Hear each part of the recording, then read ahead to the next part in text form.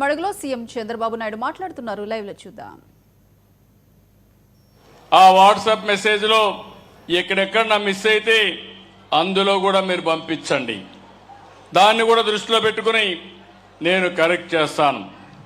ఇప్పుడు ఏ విధంగా ఎంత జవాబుదారీతనంగా ఉన్నామంటే ఈ రోజు ఇచ్చినటువంటి పెన్షన్లో నాకు ఇప్పుడే ఒక రిపోర్ట్ వస్తే దగ్గర 89.4% 0.30 మీటర్ల డిస్టెన్స్ లో మీ ఇంటి దగ్గర ఇచ్చారు. అంటే నేను చెప్పగలుగుతాను, ఓసారి కొంతమంది వితండవాదం ఉంటుంది, వైఎస్ఆర్ కాంగ్రెస్ ఉంటారు, వాళ్ళ పనే ఇది. ఆ రోజు మీరు చూశారు, నేనే ముఖ్యమంత్రిని, నిద్రలేశాను, వివేకానంద రెడ్డి గుండెపోటుతో చనిపోయాడు. రిపోర్ట్ ఏది? సాక్షి టీవీ. పాపం నేను కూడా మోసపోయాను. నేను చాలా జాగ్రత్తగా ఉంటాను, పక్కన ఎవరు కూర్చుంటారో కూడా చూస్తూ ఉంటాను.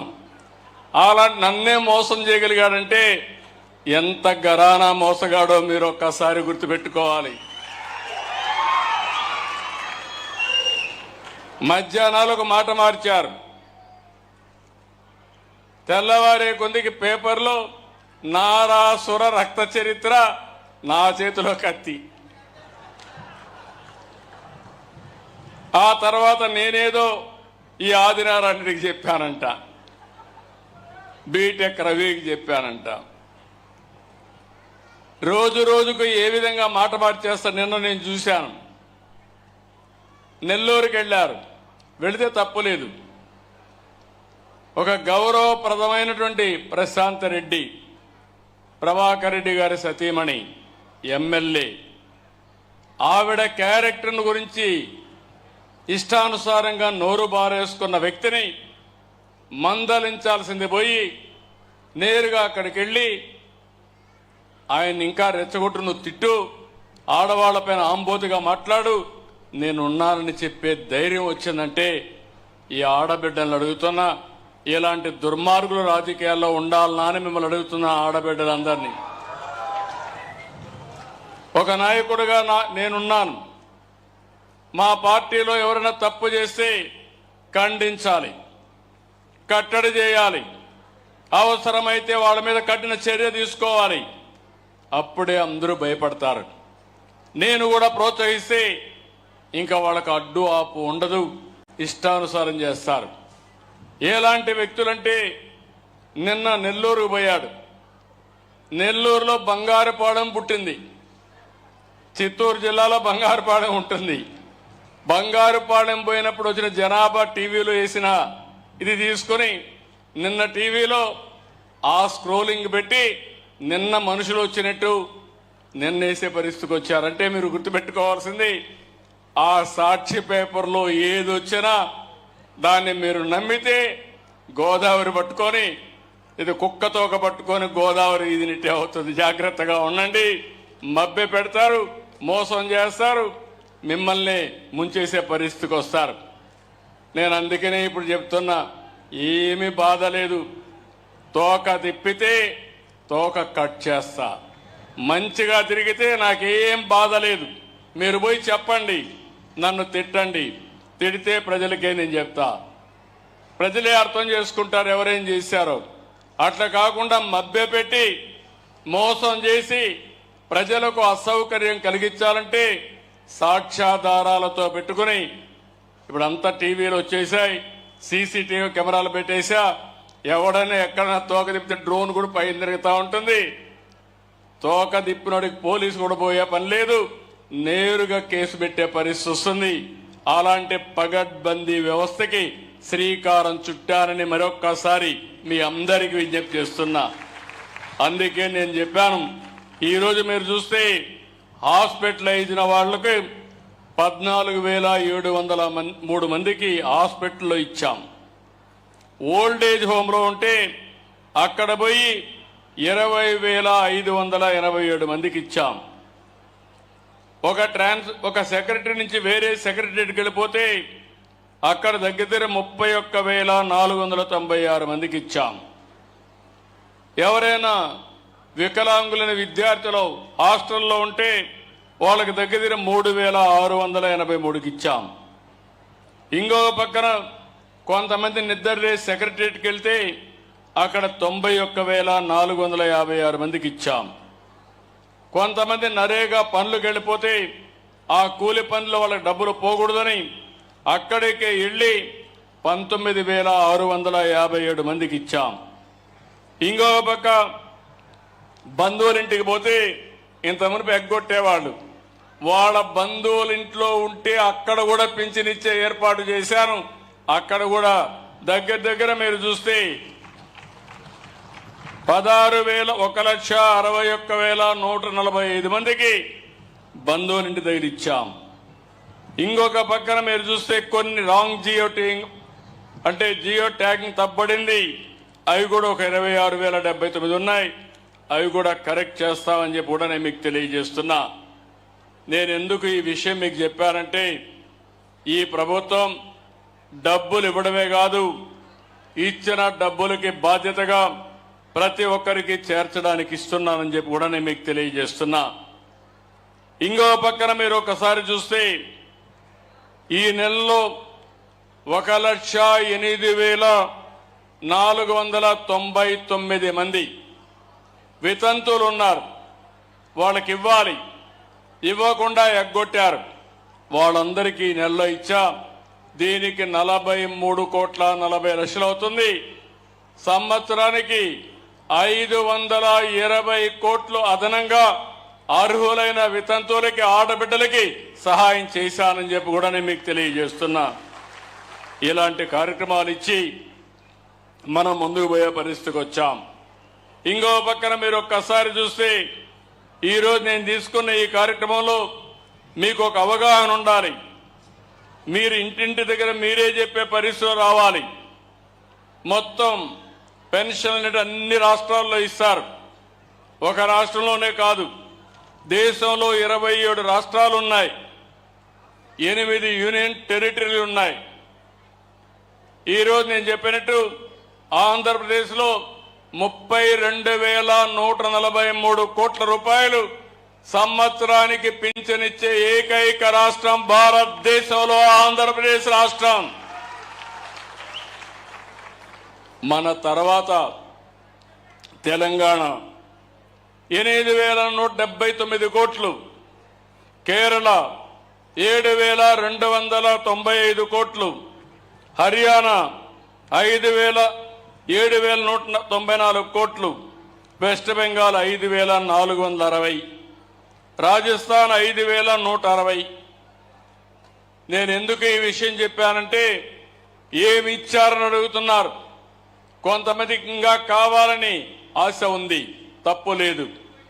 అయితే మీకు తెలియాలి, ఈ ప్రభుత్వం సంవత్సరం 32,146 కోట్లు, దగ్గర 64 లక్షల మందికి, 64 లక్షల కుటుంబాలకి 4,000, 6,000, 10,000, 15,000 ఇచ్చే ఏకైక ప్రభుత్వం ఈ ప్రభుత్వం. దీనికంటే గొప్ప కార్యక్రమం ఏముందని అడుగుతున్నా. నాకు కూడా ఒక తృప్తి, ఒక ఆనందం. జీవితంలో పేదవాళ్ళకు సహాయం చేస్తే అందులో ఉండే తృప్తి ఏ కార్యక్రమం చేసినా ఉండదని చెప్పి కూడా నేను మీకు తెలియజేస్తున్నా. అందుకని మీరు కూడా ఒకటి గుర్తుపెట్టుకోవాలి, ఇలాంటి ప్రభుత్వాన్ని ఎప్పటికప్పుడు మీరు కూడా అభినందించే పరిస్థితి రావాలి. అందుకే ఈరోజు నేను ఇక్కడికి వచ్చినప్పుడు గుర్తొస్తుంది, మొన్ననే కడపలో మహానాడు పెట్టాను. మహానాడులో నేను ఒక మాట చెప్పాను, తొందరలోనే కడపకు స్టీల్ ప్లాంట్ పెట్టిస్తా, రాయలసీమ స్టీల్ ప్లాంట్ వస్తుందని చెప్పాను. అనుకున్న ప్రకారమే స్టీల్ ప్లాంట్ శాంక్షన్ చేశాం, డెవలపర్ని ఐడెంటిఫై చేశాం, జిందాల్ వర్క్ ప్రారంభించాడు. నేను ఒకటే చెప్పాను, దాన్ని కూడా వీలైనంత తొందరలో చేయాలి.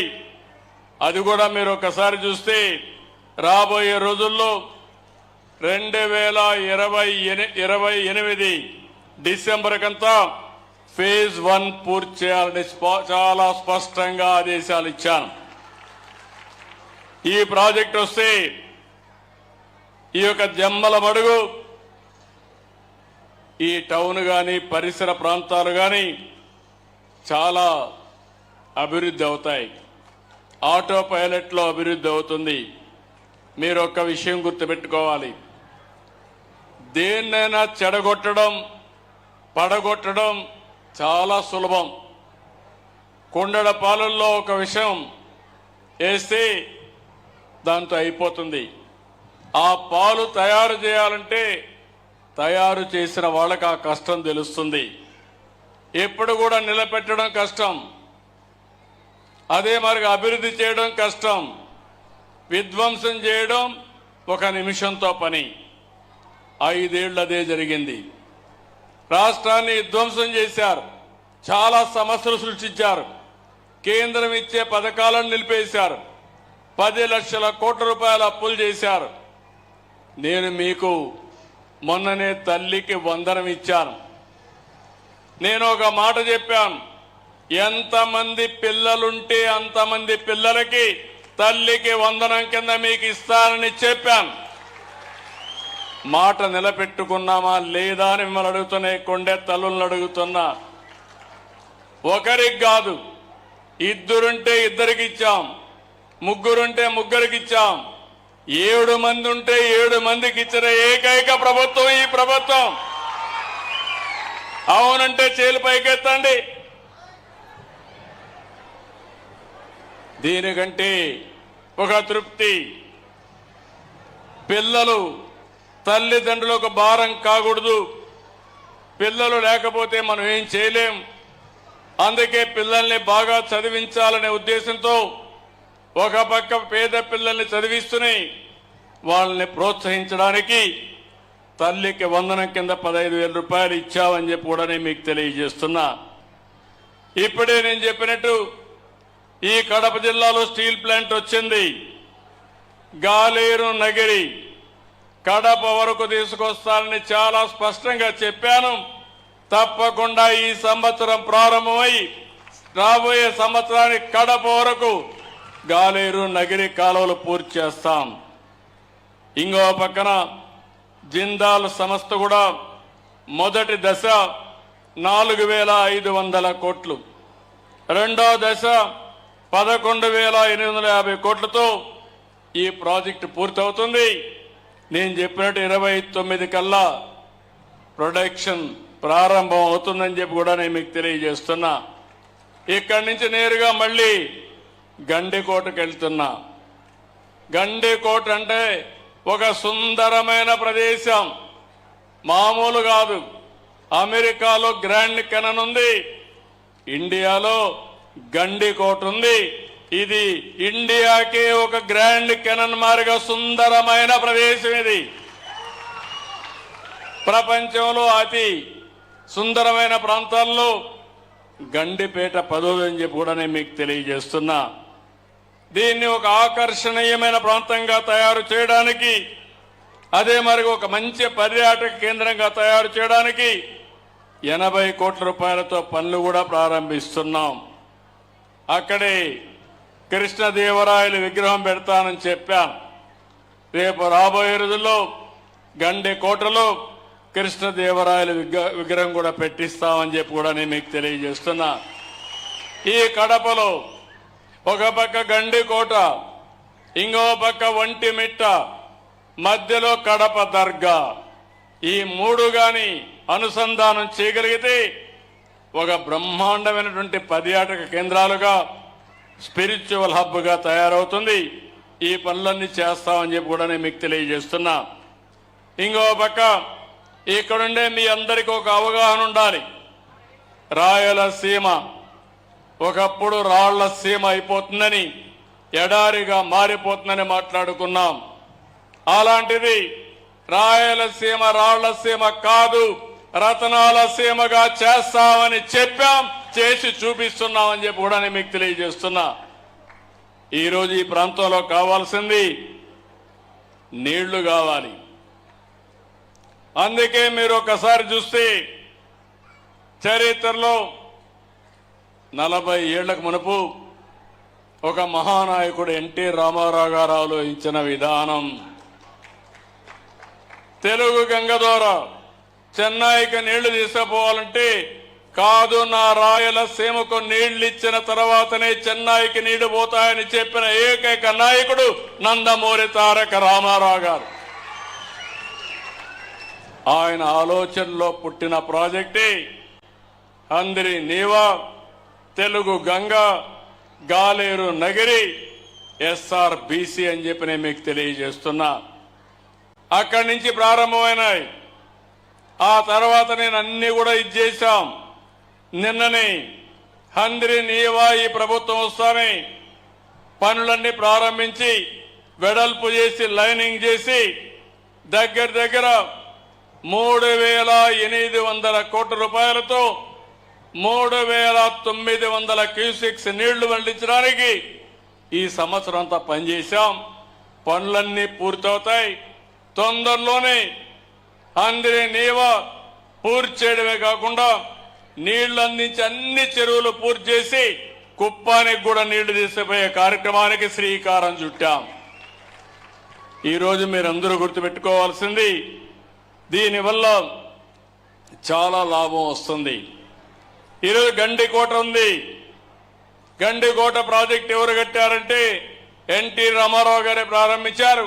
దాన్ని పూర్తి చేసింది నేనే పూర్తి చేశా, ల్యాండ్ ఎక్విజిషన్ చేశా, అన్ని పనులు చేసింది ఆనాటి తెలుగుదేశం ప్రభుత్వం అని చెప్పి కూడా నేను మీకు తెలియజేస్తున్నా. ఇవే కాకుండా ఈరోజు మీరు ఒక్కసారి ఆలోచిస్తే 14, 19 ఎప్పుడు కూడా ఇక్కడ కడపలో మీరున్నారు. మొన్న 7 సీట్లు గెలిపించారు. నాకు అనిపిస్తుంది ఈసారి 10కి 10 సీట్లు కూడా గెలిపించడానికి మీరు సిద్ధంగా ఉన్నారు. అయితే మీ రుణం మేము తీర్చుకోవాలి. అందుకనే ఈసారి మీరు ఒక్కసారి చూస్తే చేసిన పనులు కూడా మీరు కూడా అర్థం చేసుకోవాలి. 14, 19 12,241 కోట్ల రూపాయలు ఖర్చు పెట్టి అన్ని ఇరిగేషన్ ప్రాజెక్టులన్నీ పూర్తి చేశాం. ఎక్కువ ముందుకు తీసుకుపోయాం. తర్వాత 19, 24లో 2,000 కోట్లే ఖర్చు పెట్టారు.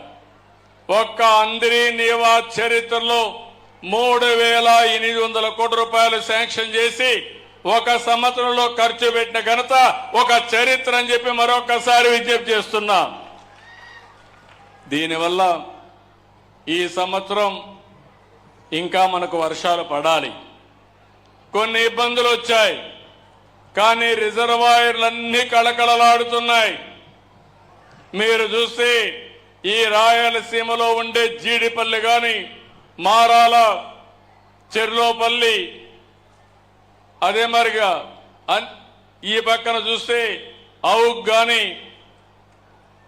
గండికోట గాని, పక్కనుండే బ్రహ్మసాగర్ గాని, మైలవరం గాని అన్ని ప్రాజెక్టులు పూర్తి చేసింది తెలుగుదేశం పార్టీ అని చెప్పి కూడా నేను మీకు తెలియజేస్తున్నా. నేను మొన్ననే శ్రీశైలం జలాశయం దగ్గర జలహారతి ఇచ్చాను. అప్పటి నుంచి నీళ్లు రావడం మొదలుపెట్టాయి. నేను ఎప్పుడు కూడా ముందు ఆలోచిస్తాను, సముద్రం లేకపోయే నీళ్లు మనం గాని వాడుకుంటే అటు తెలంగాణ ఇటు ఆంధ్రప్రదేశ్ కరువు అనే మాట ఉండదు. అదృష్టవశాత్తు ఆంధ్రప్రదేశ్ రాష్ట్రంలో రిజర్వాయర్లు కూడా ఉన్నాయి. ఈ రిజర్వాయర్లు నీళ్లు పెట్టుకోగలిగితే ఓసారి వర్షం అటు ఇటు అయినా మనకి ఎలాంటి ఇబ్బంది లేకుండా సుజావుగా మన పంటలు మనం పండించుకునే పరిస్థితి వస్తుంది. అందుకే నేను ఒక దూరదృష్టితో ఆలోచించాం. రాయలసీమలో మామూలు పంటలేస్తే ఆదాయాలు రావని రాయలసీమను ఒక హార్టికల్చర్ హబ్గా తయారు చేయాలని కార్యక్రమాలు శ్రీకారం చుట్టిన పార్టీ తెలుగుదేశం పార్టీ. ఈ రోజు దాన్ని ముందుకు తీసుకుపోయే పార్టీ ఎన్డీఏ అని చెప్పి కూడా నేను మీకు తెలియజేస్తున్నా. దీనివల్ల ఒక స్పష్టమైన మార్పు వచ్చింది. ఆదాయం పెరుగుతా ఉంది. అందుకే నేను మిమ్మల్ని అందరినీ ఒకటే కోరుతున్నా, ఒక పక్క హార్టికల్చర్ చేస్తూనే ఇంకో పక్క రాయలసీమలో అనేకమైన వనరులు ఉన్నాయి. పరిశ్రమలు కూడా రావాల్సిన అవసరం ఉంది. ఈరోజు ఇక్కడ రాయలసీమ స్టీల్ ప్లాంట్ వస్తా ఉంది. ఇప్పుడే మీరు ఒకసారి చూస్తే కొప్పర్తి, ఓర్వకల్ 2 ఇండస్ట్రియల్ పార్క్ కూడా 5,000 కోట్ల రూపాయలు ఖర్చు పెట్టి అవి కూడా అభివృద్ధి చేస్తున్నాం. రాయలసీమలో automobile, space technology, defence, aerospace, electronics, drone city పెట్టి గ్రీన్ ఎనర్జీ హబ్గా తయారు చేస్తున్నామని చెప్పి కూడా నేను మీకు తెలియజేస్తున్నా. ఇవన్నీ వస్తే మన పిల్లలు వేరే ప్రాంతానికి పోవాల్సిన అవసరం లేదు. అవసరమైతే వేరే ప్రాంతం వాళ్ళు రాయలసీమకు వచ్చే పరిస్థితి వస్తుంది. ఈరోజు వేదిక పైన హైదరాబాద్ పోయారంటే ఆ రోజు హైదరాబాద్ నేను అభివృద్ధి చేశాను కాబట్టి రాయలసీమ నుంచి, ఆంధ్ర నుంచి, వేరే ప్రాంతాల నుంచి హైదరాబాద్కు వచ్చారు. ఇప్పుడు మళ్ళీ ఆమె ఇస్తున్న తిరిగి వేరే ప్రాంతాలందరూ కూడా మన సీమ వైపు చూసే విధానానికి శ్రీకారం చుడతాం, చేస్తాం. అందుకే మీలో కూడా ఆలోచించాల్సింది ఇలాంటి కార్యక్రమాలని ఎక్కడికక్కడ బలపరచాల్సిన అవసరం ఉంది. ఈ నెల రేపే అన్నదాత సుఖీభవ, రైతులందరికీ అకౌంట్లో డబ్బులు వేసే కార్యక్రమానికి శ్రీకారం చుడుతున్నాం. నేను ఒకటే మాట చెప్పాను, మేము 14,000 రూపాయలు ఇస్తాం, కేంద్రం 6,000 రూపాయలు ఇస్తుంది. 2 కలిపి ఒక్కొక్క రైతుకి 20,000 రూపాయలు మీ అకౌంట్లో వేసే బాధ్యత నాదని చెప్పాను. ఇంత మునుపు గవర్నమెంట్ 12,500 ఇస్తామని 7,500 ఇచ్చారు. 7,500 నుంచి ఒకేసారి 14,000కు పెంచిన ఘనత ఈ ప్రభుత్వానిదని చెప్పి నేను మీకు తెలియజేస్తున్నా. ఏది రైతు ప్రభుత్వం, ఏది రైతు వ్యతిరేక ప్రభుత్వం మీరే ఆలోచించాల్సిన అవసరం ఉంది. నేను మైక్రో ఇరిగేషన్ ఇచ్చాను, డ్రిప్ ఇరిగేషన్ పెట్టి 90% రాయలసీమలో సబ్సిడీ ఇచ్చాం. దాన్ని నిలిపేశారు, మళ్ళీ నేను కొనసాగించాను. అదే మరిగా వ్యవసాయ రంగంలో ఆధునీకరణకు శ్రీకారం చుట్టాం. ఇంకో పక్క డ్రోన్ సిటీ పెట్టి డ్రోన్లన్నీ కూడా మీకు అందుబాటులో పెట్టి ఎక్కడైనా తెగులు వస్తే నేరుగా మందు కొట్టేది కూడా డ్రోన్ ద్వారా కొట్టే ఏర్పాట్లు చేపిస్తున్నానని చెప్పి కూడా నేను మీకు తెలియజేస్తున్నా. అదే మరి మా ఆడబిడ్డలందరికీ శుభవార్త, ఈ నెల 15 నుంచి నేను చెప్పిన మాట ఫ్రీ బస్, శ్రీ శక్తి, ఈ సౌకర్యం కూడా మీ అందరికీ ఏర్పాటు చేస్తా. దానివల్ల ఎక్కడన్నా పని చేయాలన్నా లేకుంటే ఎక్కడికైనా పోయి రావాలన్నా స్వేచ్ఛగా ఆడబిడ్డలందరూ చేసుకునే పరిస్థితి వస్తుంది. నేను ఇక్కడుండే ఈ జిల్లాలో మనం ఒక్కటి గుర్తుపెట్టుకోవాల్సిన అవసరం ఉంది. చాలా నదులు ఉన్నాయి. పాపాగ్ని ఉంది, చిత్రావతి ఉంది, మాండవ్య ఉంది, పినాకిని ఉంది, పెన్నా ఉన్నాయి. కానీ నీళ్లు మాత్రం ఒకసారి రాకుండా అవస్థపడుతున్నాం. ఈ సంవత్సరం మనకు వచ్చిన నీళ్లన్నీ కూడా సద్వినియోగం చేసుకోవడానికి ముందుకు పోయాం. ఇప్పటికే చాలా రిజర్వాయర్లకు వచ్చాయి. దగ్గర 1000 టీఎంసీ నీళ్లు ఈ రాష్ట్రంలో రిజర్వాయర్లుంటే 700-500 టీఎంసీ ఇప్పుడే రిజర్వాయర్లో నీళ్లు నింపగలిగాం. శ్రీశైలం, నాగార్ సాగర్ ఇవన్నీ కూడా ఫుల్ అయినాయి. ఈ 2 రిజర్వాయర్లు అటు తెలంగాణ ఇటు ఆంధ్రప్రదేశ్ మనకు ఉపయోగపడే పరిస్థితి వస్తుంది. ఇంకో పక్క గోదావరి ఉంది. గోదావరిలో సంవత్సరానికి 2,000 టీఎంసీ నీళ్లు సముద్రం లేకపోతున్నాయి. 100 సంవత్సరాల ఆవరేజ్ చూస్తే ఈ 2,000 టీఎంసీ నీళ్లు సముద్రం లేకపోతున్నాయి. అలాంటి నీళ్లు మనం ఉపయోగించుకోగలిగితే అటు తెలంగాణ ఇటు ఆంధ్రప్రదేశ్ 2 కూడా సస్యశ్యామలం అవుతాయి. ఆ దిశగా ఆలోచించకుండా మనం ఏమాత్రం నష్టం వచ్చే ఆలోచన చేస్తే అది పూర్తిగా 2 రాష్ట్రాలకు కూడా నష్టం అని చెప్పి కూడా నేను మీకు తెలియజేస్తున్నా. కాబట్టి మీరందరూ కూడా గుర్తుపెట్టుకోవాల్సింది రేపు నేనిచ్చే అన్నదాత సుఖీభవ మీరందరూ కూడా మీ అకౌంట్లో వేస్తాం. సాయంత్రమే మెసేజ్ పంపిస్తాం, మీ అకౌంట్లో వేస్తాం. రేపు అన్ని జిల్లాల్లో, అన్ని నియోజకవర్గాల్లో, అన్ని సెక్రటరియట్లో మీటింగులు పెట్టి మళ్ళీ మీతో ఒకసారి చర్చించి మీకు డబ్బులు వచ్చాయా లేదా అని చెక్ చేసుకుంటామని చెప్పి కూడా నేను మీకు తెలియజేస్తున్నా. ఇలాంటివన్నీ నేను చేస్తా ఉంటే ఈరోజు ఇక్కడుండే ఒక పార్టీ ఉంది. ఓసారి బాధ వేస్తుంది. ఇప్పుడే చెప్పాడు, నేను ఆ యాంగిల్లో నేను మాట్లాడడం లేదు. కానీ మనం ఒక్కసారి గుర్తుపెట్టుకోవాలి. నా తాపత్రయం, ఈరోజు కొన్ని కుటుంబాలు ఉన్నాయి, ఇంకా పేదరికంలో ఉన్నారు. నేను ఇప్పటికే మీకు ఎన్ని విధాల ఆదుకోవడానికి దేశంలో ఎక్కడా లేని విధంగా సంక్షేమ కార్యక్రమాలకి శ్రీకారం చుట్టాను. ఎవరు ఇంత పెద్ద ఎత్తున డబ్బులు ఇవ్వడం లేదు. అదే సమయంలో మీరు ఒక్కసారి ఆలోచిస్తే నేను కొత్త విధానానికి శ్రీకారం చుట్టాను. అది P4 అంటే బంగారు కుటుంబం మార్గదర్శి. ఈ ఊర్లో పుట్టారు, ఈ ప్రాంతంలో పుట్టారు, వేరే ప్రాంతాలకు పోయారు, వచ్చిన అవకాశం